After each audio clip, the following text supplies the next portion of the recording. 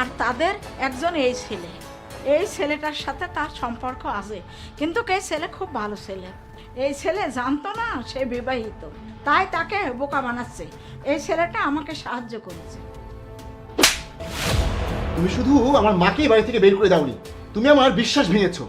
তুমি আমার সাথে প্রতারণা করছিলে, আর মা যখন তোমার সবকিছু জানতে পেরেছিল তুমি তাকে বাড়ি থেকে বের করে দিয়েছিলে। একটা কথা সবসময় মনে রাখবে, তুমি সত্যকে যতই আড়াল করার চেষ্টা করো না কেন, সত্য কখনো আড়াল করা যায় না।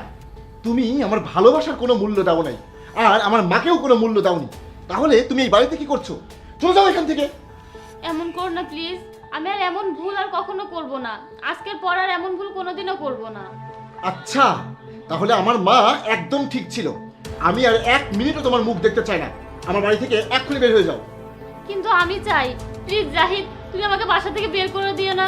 জাহিদ প্লিজ। তুমি এক্ষুনি আমার বাড়ি